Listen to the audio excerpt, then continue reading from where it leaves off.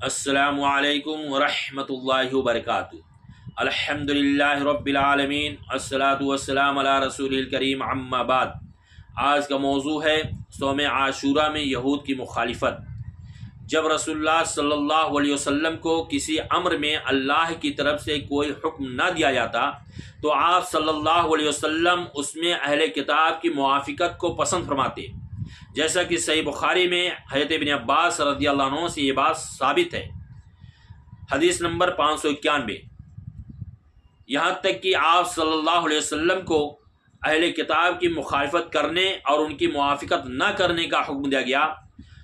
چنانچہ آپ صلی اللہ علیہ وسلم کو جب یہ بتلایا گیا کہ یہود و نصارہ بھی 10 محرم کی تعظیم کرتے ہیں، یعنی 10 محرم کا روزہ رکھتے ہیں، تو آپ صلی اللہ علیہ وسلم نے اس میں ان کی مخالفت کرنے کا عزم کر لیا۔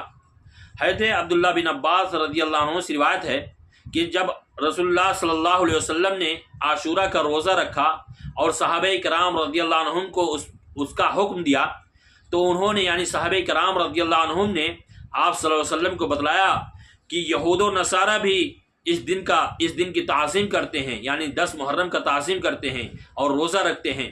تو آپ صلی اللہ علیہ وسلم نے فرمایا فَإِذَا كَانَ الْعَامُ الْمُقْبِلُ إِنْ شَاءَ اللَّهُ سُمْنَ الْيَوْمَ التَّاسِعَ۔ اللہ کے رسول صلی اللہ علیہ وسلم نے فرمایا کہ جب آئندہ سال آئے گا تو انشاءاللہ ہم 9 محرم کا بھی روزہ رکھیں گے۔ حضرت عبداللہ بن عباس رضی اللہ عنہ کہتے ہیں کہ اگلا سال آنے سے پہلے رسول اللہ صلی اللہ علیہ وسلم وفات پا گئے۔ صوم عاشورہ میں یہود و نصارہ کی مخالفت کیسے ہوگی؟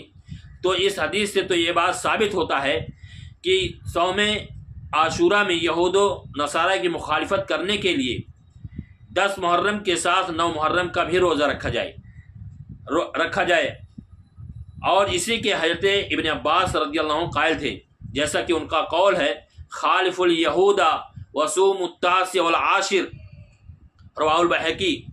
یعنی حضرت ابن عباس انہوں نے کہا کہ یہود و نصارہ کی مخالفت کرنے کے لیے 10 محرم کے ساتھ ساتھ 9 محرم کا بھی روزہ رکھا جائے، یعنی یوم عاشورہ میں، یعنی 10 محرم میں یہود و نصارہ کی مخالفت کرنے کے لیے ہمیں چاہیے کہ ہم 10 محرم کے روزے کے ساتھ 9 محرم کا بھی روزہ رکھیں۔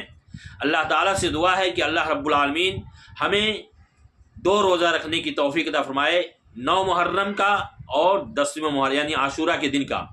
اس حدیث سے معلوم ہوا کہ 9 محرم کا روزہ ہم اس لیے رکھتے ہیں کہ یہود و نصارہ کی مخالفت ہونے کی وجہ سے، اور یوم عاشورہ یعنی 10 محرم کا روزہ ہم اس لیے رکھتے ہیں کہ حضرت موسیٰ علیہ السلام نے روزہ رکھا، اس لیے ہم بھی روزہ رکھتے ہیں۔ تو آخر میں دعا ہے کہ اللہ رب العالمین ہم تمام لوگوں کو یوم عاشورہ یعنی 10 محرم اور 9 محرم کا روزہ رکھنے کی توفیق عطا فرمائے، آمین۔